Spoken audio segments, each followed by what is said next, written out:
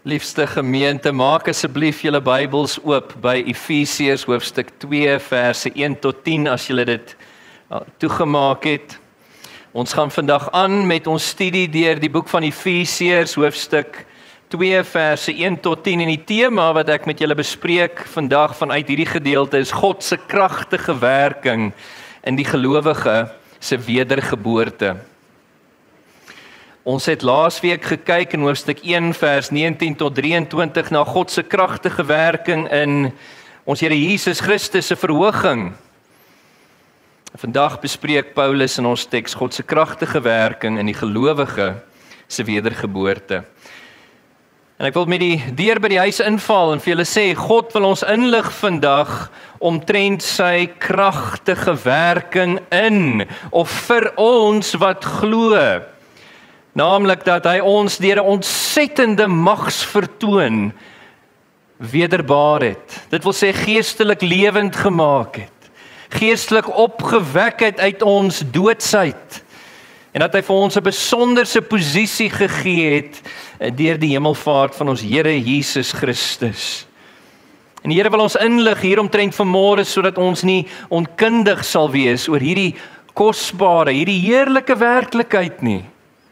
Maar dat ons uit dankbaarheid en in lyn met hierdie kosbare waarheid 'n nuwe lewe mag nastreef.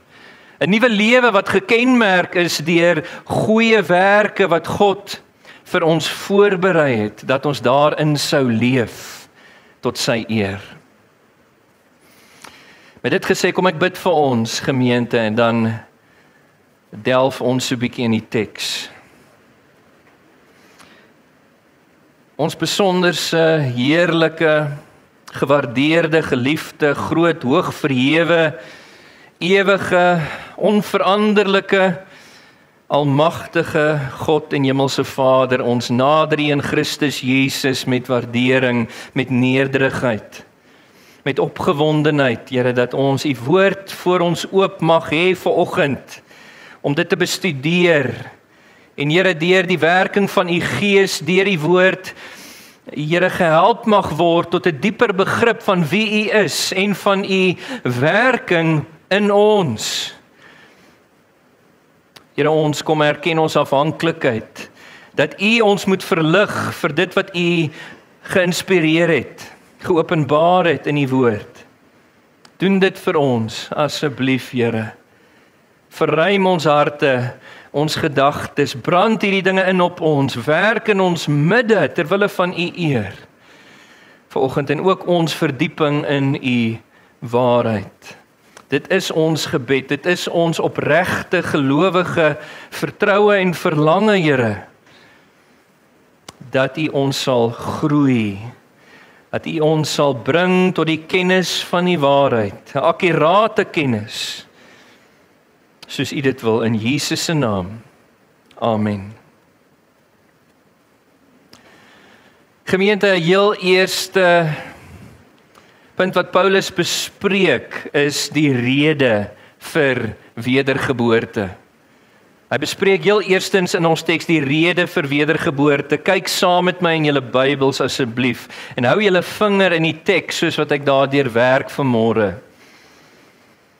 Paulus, deur die inspirasie van die Heilige Gees, skryf vir ons: julle was dood deur die oortredings en sondes waarin julle van tevore geleef het, volgens die bose lewenswyse van hierdie bedeling, volgens die heerser oor die mag van die lig, die heerser van die gees wat nou aan die werk is onder die seuns, die kinders van die ongehoorsaamheid.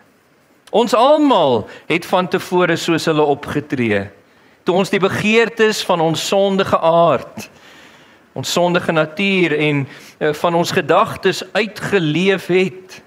Ook ons, soos al die ander, was van nature kinders bestem vir die oordeel. Hierdie is nie vleiende woorde nie. Gemeente, soos ek vir julle gesê het in die begin, in Hoofstuk 1 vers 19 tot 23 was die kollig op God se werking in en met Jesus Christus, in sy opstanding uit die dood, in sy opneem in die hemele, waar hy aan die regterhand van die Vader gekroon sit as heerser oor die heelal, as koning en hoof oor die kerk. Nou val die kollig op God se werking met die gelowige. Let op hoe begin hoofstuk 2, julle is nou die fokus hier.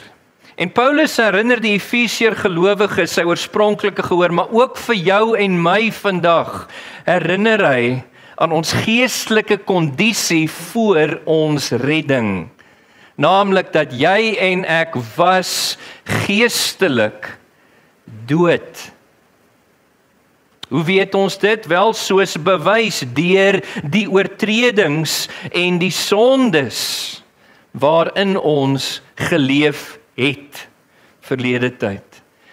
Hierdie twee termes wat Paulus hier gebruik, oortredings, sondes, is sinonieme in die Griekse taal, wat aandui dat ons nie voorheen volgens die voorskrifte van God se woord, die Bybel, geleef het nie. Albei hierdie woorde se leksikale definisie is 'n oortreding van God se morele wet. Ons het dit oortree en so gesondig. Daai wet van God, wat hy in die begin met die skepping van die eerste mense in hulle harte ingegrafeer het. Daai wet wat deur die sondeval verdraai was, verwronge gelaat was. Daai wet wat weer herstel word deur wedergeboorte, wanneer God die mens red en die Heilige Gees in hom stelling inneem. Dit is daai wet wat God ook later vir sy Ou Testament volk gegee het, opgesom in die 10 gebooie, en wat uitgepak word, wat toegepas word in die res van die Bybel, die Ou Testament en die Nuwe Testament. Dit is daai morele wet of wil van God, geopenbaar in die Bybel, wat ons oortree het en so teen God gesondig het. En wat Paulus sê hier is dat hierdie oortredings, hierdie sondes, was 'n ononderbroke patroon in jou en in my lewe. Soos hy skryf hier, julle was dood deur die oortredings en sondes waarin julle van tevore geleef het. Dit was 'n patroon van morele verdorwenheid. En vir Paulus was die bewys van ons geestelike doodsheid hierdie patroon van morele verdorwenheid. Paulus skryf dat hierdie toestand, hierdie hartskondisie wat manifesteer in 'n lewe van oortredings en sondes, is volgens die bose lewenswyse van hierdie bedeling. Die woord bedeling hier is 'n vertaling van die Griekse term kosmon, vanaf kosmos, wat ons weet is die woord vir wêreld in die Griekse taal. Met ander woorde, dit is volgens die bose lewenswyse, die loop van hierdie wêreld. En wat Paulus bedoel is, hierdie toestand, hierdie kondisie is die algemene toestand en kondisie waarmee alle mense, die hele wêreldpopulasie kan ons sê, in hierdie wêreld ingebore was en waarin hulle voortleef, te danke aan die sondeval van ons eerste voorouers, Adam en Eva. Julle sal onthou, God het vir ons eerste voorouers in die paradys, vir Adam en Eva in die tuin van Eden, 'n bevel gegee dat hulle nie mag eet van die boom van die kennis van goed en kwaad in die middel van die tuin nie. En hy het vir hulle gesê, as julle sou eet daarvan, as julle my wet oortree, dan sal julle sekerlik sterwe. Genesis 2 vers 16 en 17. Satan het gekom, deur die agentskap van die slang het hy die eerste mense versoek en hy het hulle val veroorsaak, en dit wat God beloof het, het gebeur. Hulle het gesterf. En die fisiese dood het ingetree, veroudering, siekte, pyne, skeetekwale en alles daarmee saam. Hulle het ook op geestelike en morele vlak gesterf. Nou Adam en Eva se dood was primêr geestelik van aard. Geestelik, dit wil sê, die mens het na die sondeval afgestomp geraak, afgesny geraak van God. Sy was nie meer ontvanklik vir God en God se waarheid, soos voor die sondeval nie. Hulle was nou onvermoënd wat hulle aard aanbetref, en onwillig om God se wil verder uit te voer, soos voor die sondeval. En hierdie toestand, hierdie kondisie, het Adam en Eva oorgedra deur voortplanting aan hulle nageslag, aan die hele mensdom waarvan jy en ek deel is. Ons het dit oorgeerf vanaf hulle deurgeboorte. Soos Dawid skryf, in ongeregtigheid is ek gebore, in sonde het my moeder my ontvang.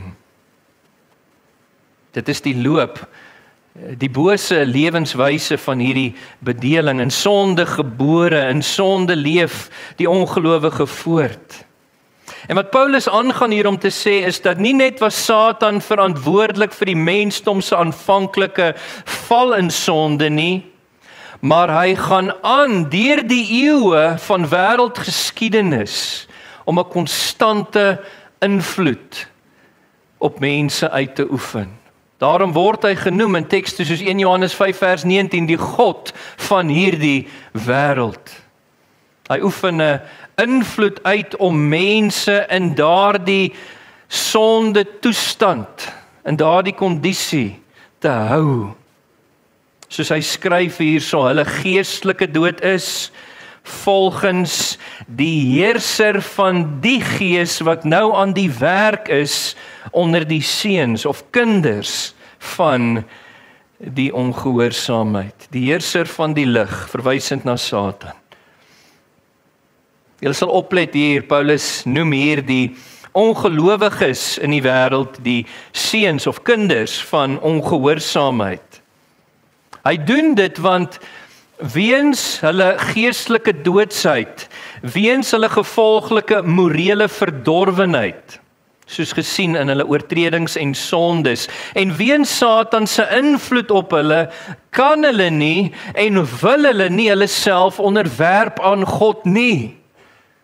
Hulle is die kinders van ongehoorsaamheid.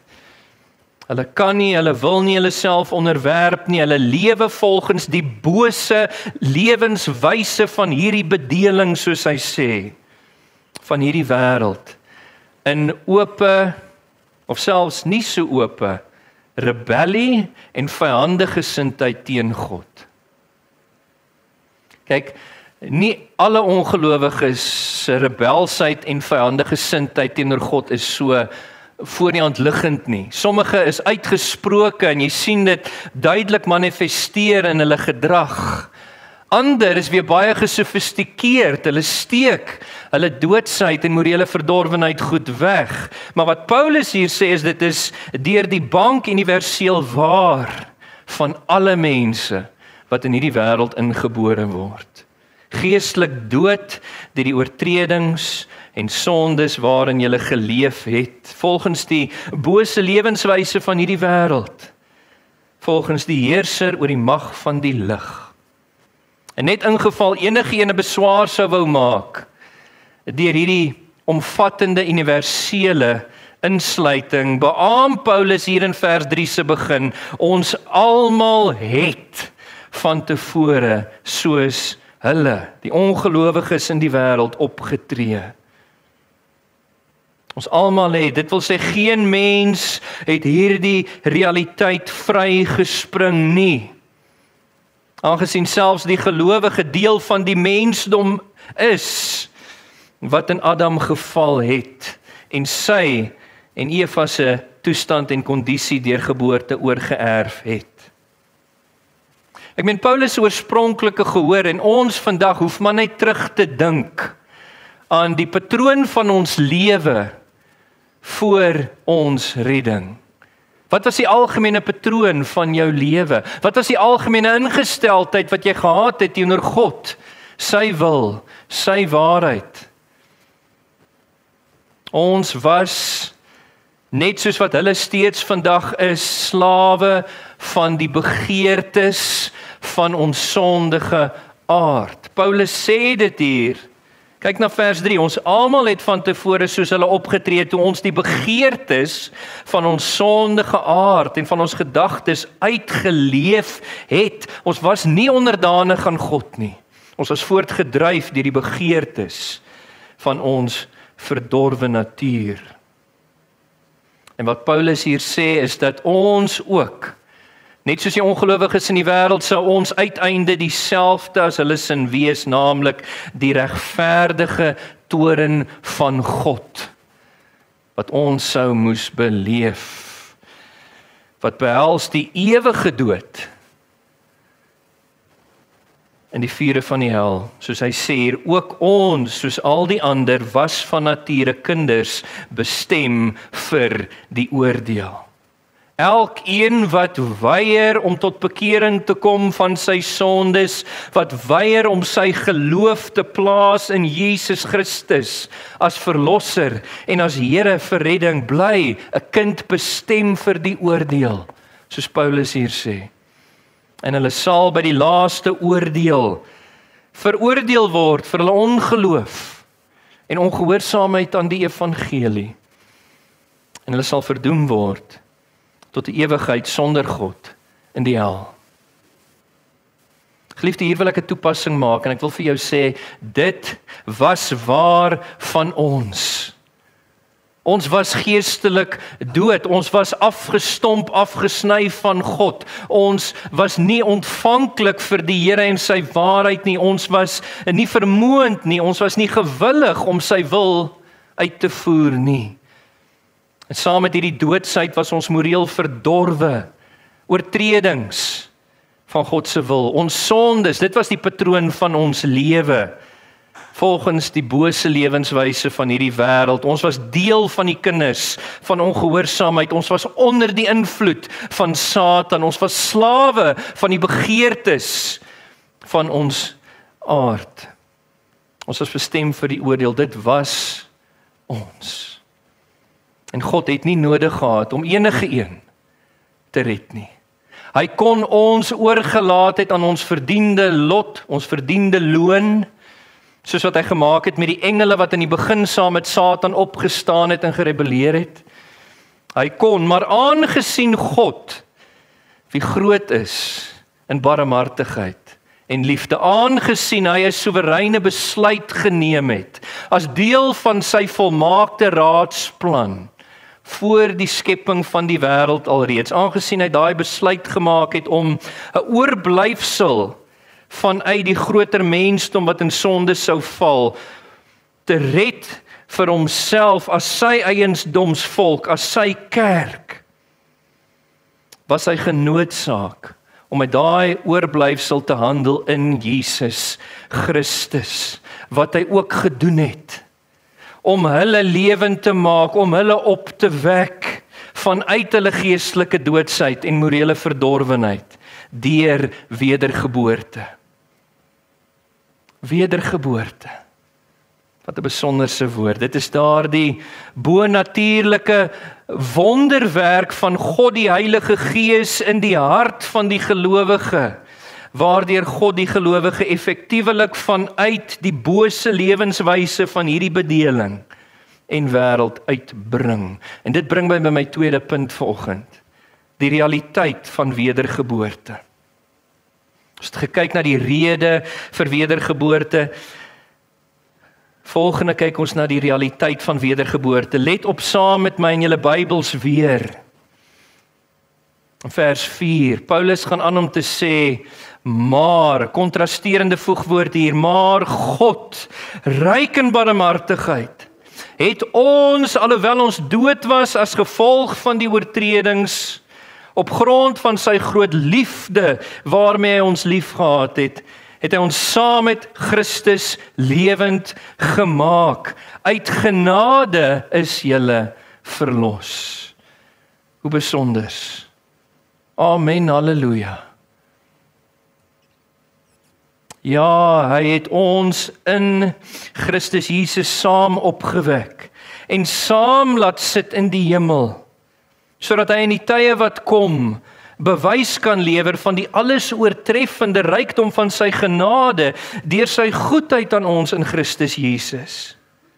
Want uit genade is julle verlos deur geloof.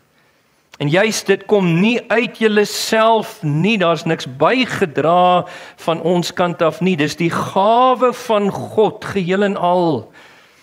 Dit kom nie uit werke nie, sodat niemand op iets mag roem nie. Ons is immer sy maaksel. Hierso verskuif die kollig weer weg van die gelowige af en dit val op God. En hy is dan onder die kollig vir die res van hierdie gedeelte. En ons het 'n aanduiding hier in hierdie woorde wat Paulus skryf vir ons van God se inisiatief en God se werking in ons wedergeboorte.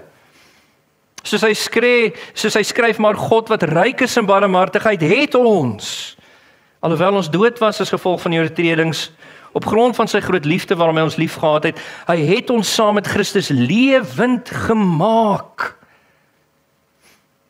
Dit wil sê, ons het nie ons wedergeboorte initieer nie, ons kon nie. Immer soos hy skryf hier, ons was nog dood as gevolg van die oortredings.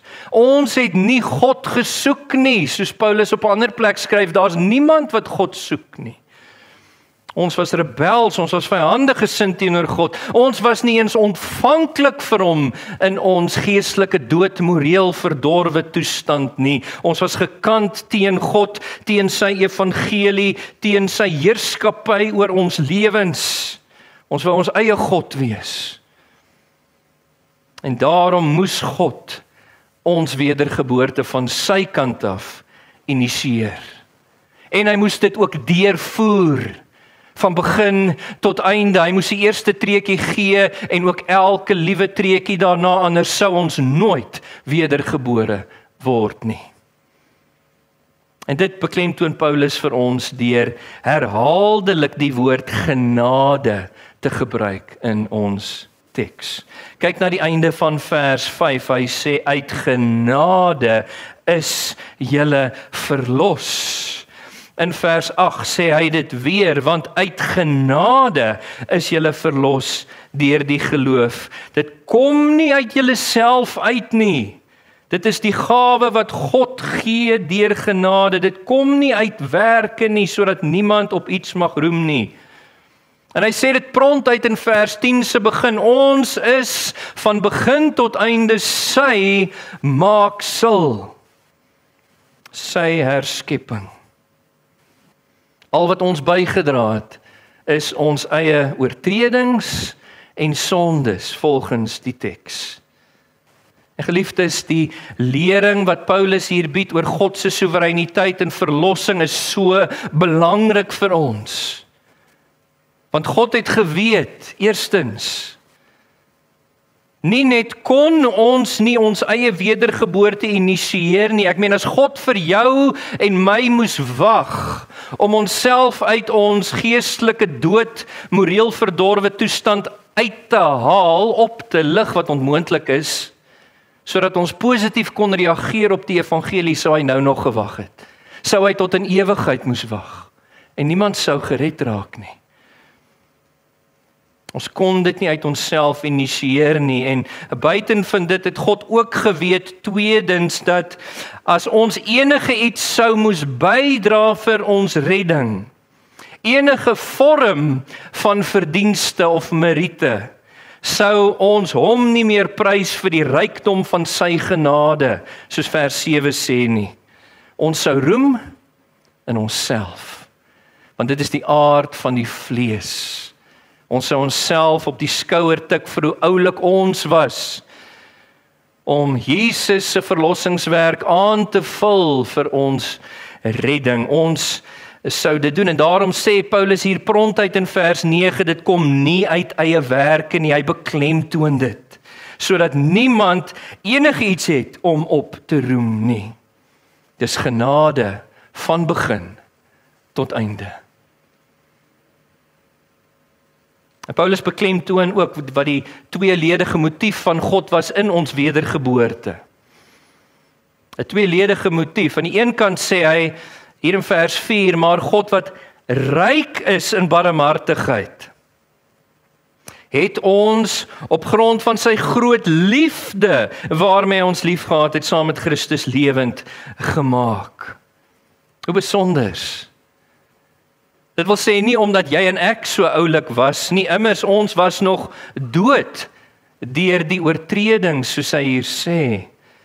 God was nie gemotiveerd deur iets in jou en my nie. Hy het nie gekyk na ons vooruit deur die eeue van geskiedenis en sogenaamde goedheid in ons gesien nie, sogenaamde goeie werke wat ons nie kon doen nie. Hy het nie gekyk na ons sogenaamde godsdienstbeoefening nie. Hy het ons gered en gewederbaar, geliefdes, ten spyte van onsself. Ons is wedergeboorte omdat hy vol barmhartigheid is, omdat hy vol liefde is. God was gemotiveerd vir ons wedergeboorte en redding deur iets in homself. Dit wil sê, hy was gemotiveerd deur sy eie heerlike karakter. En hy het onverklaarbare barmhartigheid en liefde bewys aan ons. Ten spyte van wat ons verdien, deur ons lewend te maak, soos Paulus skryf, deur ons op te wek, soos Paulus skryf, saam met Jesus, en deur ons te laat sit in hemelse plekke, saam met Jesus. So dis aan die een kant deel van sy motief, sy eie karakter van barmhartigheid en liefde. Maar aan die ander kant sê Paulus, die ander kant van die muntstuk, was God ook gemotiveerd om ons te wederbaar te red deur sy eie eer. Nie net sy karakter nie, maar sy eer. Hy sê hier in vers 6 en 7, ja, hy het ons in Christus Jesus saam opgewek en saam laat sit in die hemel. Hoekom? Sodat hy in die tye wat kom, deur die kerkgeskiedenis, kerkera, bewys kan lewer van die alles oortreffende rykdom van sy genade. Daar is die motief. Deur sy goedheid wat hy aan ons bewys het in Christus Jesus. Dit wil sê, wat Paulus hier sê is, God was ook gemotiveerd om voor die oë van sy hele skepping die rykdom van sy genade te wys. Wat hy bewys het deur sy goedheid aan ons in Jesus, en dit ter wille van sy eer. Hierdie is nie 'n nuwe gedagte in die brief nie. Ek wys vir julle na hoofstuk 1 vers 6, waar Paulus ook gesê het, God het ons in Christus gered tot lof van die heerlikheid van sy genade, waarmee hy ons in die geliefde begenadig het. Ook in vers 12 van hoofstuk 1, sodat ons wat van die begin af ons hoop op Christus gevestig het, kan bestaan tot die lof van sy heerlikheid. Dit gaan om sy eer. So wat Paulus basies hier doen is, hy bedoel, God het ons, sy kerk, as dit ware op 'n vertoonstuk geplaas, deur ons wedergeboorte, wat God uitstal voor sy hele skepping, sodat alles in die hemel, alles op die aarde, alles onder die aarde, die rykdom van sy genade aan ons kan aanskou en beweeg kan word tot lof van die heerlikheid van sy genade. En Paulus beklemtoon nie net die motief van God, sy karakter en sy eer nie, hy beklemtoon ook hier die metode waarop God ons wederbaar het. En hierdie is baie belangrik. Die metode, wat hy sê hier is dat God het met ons in Jesus Christus gehandel. Miskien kan ek dit so stel. Kyk gou na hoofstuk 1 vers 20. Hier het Paulus geskryf oor wat God fisies met Jesus gedoen het. In sy groot krag het God, die groot krag wat hy uitgeoefen het in Christus, het hy hom uit die dood opgewek en hom laat sit aan sy regterhand in die hemele. Jesus het fisies uit die dood uit liggaamlik opgestaan en hy is fisies, liggaamlik en heerlik opgeneem tot aan die regterhand van God. En wat Paulus nou sê is God handel ook kragtig, maar op 'n geestelike manier met die gelowige in Jesus. Kyk na die einde van vers 5. Hy sê ons is saam met Christus lewend gemaak. In die begin van vers 6. Hy het ons in Christus Jesus saam opgewek, geestelik. Hy het ons saam met hom laat sit in die hemel, geestelik. Hierdie konsep van God se handeling met ons in Christus kan vereenvoudig word deur 'n illustrasie. En die van 'n vliegtuig. Jy weet, mense sê dikwels vir ons, ek gaan hierdie vakansie afvlieg Kaap toe of waar ook al na toe. En ons verstaan wat hulle bedoel daarmee, né? Dis nie asof ons dink dat Michael gaan vlekkies vlieg, opstyg en afvlieg Kaap toe nie. Dis nie hy wat vlieg nie, dis die vliegtuig wat vlieg. Hy is bloot 'n passasier in die vliegtuig. Hy sit rustig stil. Dis die vliegtuig wat al die werk doen. En dis die konsep hier. Ons het nie letterlik gesterf nie. Ons is nie letterlik begrawe nie. Ons het nie letterlik opgestaan nie. Ons is nie letterlik opgeneem in die hemele nie. Dit het fisies met Jesus gebeur, maar omdat hy dit as ons verteenwoordiger, ons federale hoof gedoen het, en weens ons onafskeidbare vereniging met Jesus deur die geloof, kyk God na ons asof hierdie dinge met ons gebeur het. Asof jy Jesus se sondelose lewe geleef het. Asof jy, die ou jy, gesterf het en begrawe is. En jy opgestaan het in 'n nuwe lewe en opgeneem is tot aan sy regterhand. Omdat Jesus fisies opgestaan het, het God ons geestelik lewend gemaak, sê Paulus, en geestelik opgewek. Omdat Jesus opgeneem is fisies in die hemele, sê Paulus, het ons 'n geestelike posisie voor God wat kosbaar is. En toegang tot sy genade troon, daar waar Jesus vir ons nou intree. As ons nie saam met Jesus in hom geestelik opgeneem is tot aan die regterhand van God nie, sou ons nie tot God kon nader in gebed nie. Maar hy het die voorhangsel geskeur. Hy het ons ingeneem in homself tot in die allerheiligste. En ons het toegang tot God. En na die wederkoms van Jesus sal ons 'n meer volmaakte toegang tot God se heerlike teenwoordigheid hê, daar waar Jesus namens ons ingegaan het. En hier wil ek weer die toepassing maak. Geliefde, dit is waar vir jou wat glo. Wat Paulus hier sê is waar van jou en my wat glo. God het ons wederbaar. Die wonderwerk van innerlike handtransformasie het hy gedoen in ons, en hy het gedoen uit genade alleen, soos Paulus beklemtoon. Soli gratia. Die Here was gemotiveerd om dit te doen in ons lewens op grond van sy karakter, sy barmhartigheid en liefde. En hy was gemotiveerd ook deur sy eer, sodat ons 'n vertoonstuk kan wees wat die rykdom van sy genade vertoon voor die ganse heelal.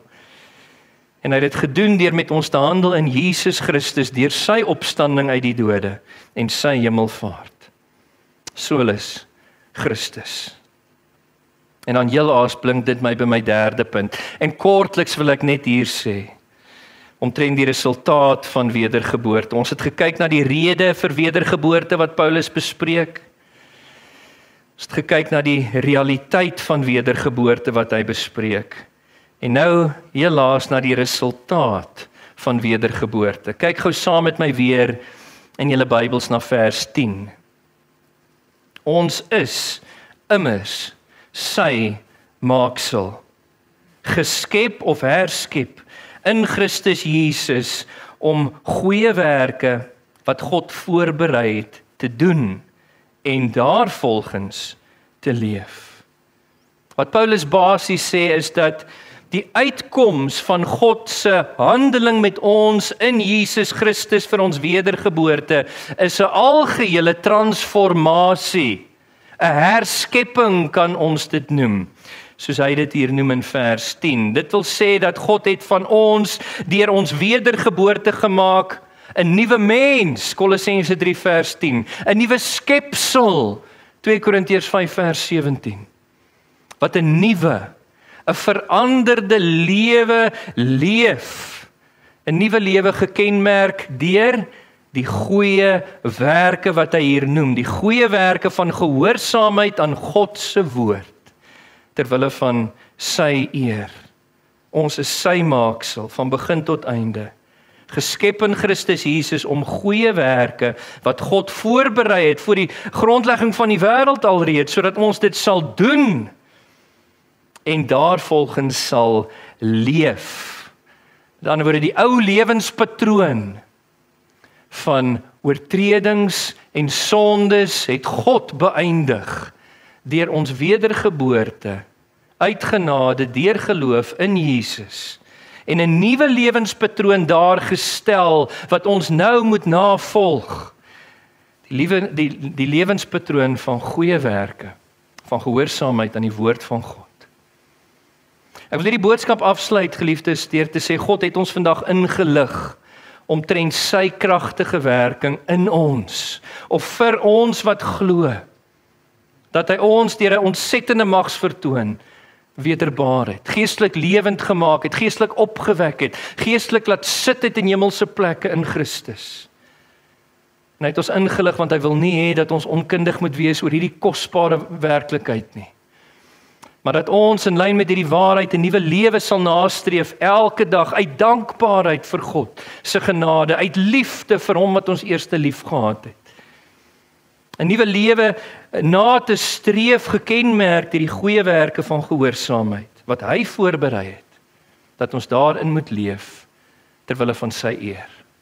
Amen. Kom ons sluit ons oë. Hemelse Vader, ere aan U in die hemele. Here, hoe kan ons ooit dankie sê dat U ons gered het, gewederbaar het nie, Here. Dat U ons saam met Christus Jesus lewend gemaak het, opgewek het en saam laat sit het in hemelse plekke.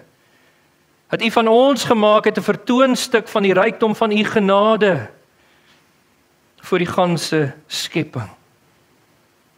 Dat U dit gedoen het op grond van U eie karakter, van barmhartigheid en liefde. Dat U dit gedoen het op grond van U eie eer en nie enige verdienste of meriete aan ons kant nie. Here, uit genade. En ons eer U daarvoor dat ons U maaksel mag wees, herskep in Christus, om te lewe tot U eer. Help vir ons, Here, om hierdie dinge te gaan oordink, daarop te gaan mediteer, daardeur te gaan bid, die skrifte verder te gaan ondersoek in die dae wat voorlê. Brand hierdie dinge op ons harte in, Here, mag dit ons denke, ons woorde, ons dade, ons houdings, ons reaksies, ons motiewe beïnvloed in hierdie wêreld. En verheerlik U self dan deur ons, asseblief. Alle ere aan U in die hemele. Here, soos ons hierdie erediens nou afsluit, wees dan ook daarin verheerlik in Jesus se naam. Amen. Gemeente, ek gaan vra dat ons nie afsluit met 'n slotlied vandag nie. Kom ons staan vir die seënbede. My begeerte is dat hierdie kosbare waarheid oor die rykdom van God se genade in ons wedergeboorte, dat dit in ons harte en gedagtes sal wees soos ons hier uitgaan en dat dit ons gesprekke ook sal lei rondom 'n koffietjie of 'n teetjie. Ontvang die seën van die Here, genade vanaf Christus Jesus, ons Here, ons Verlosser, die liefde van die Vader en die gemeenskap van die Heilige Gees. Mag dit met julle elkeen wees. Amen.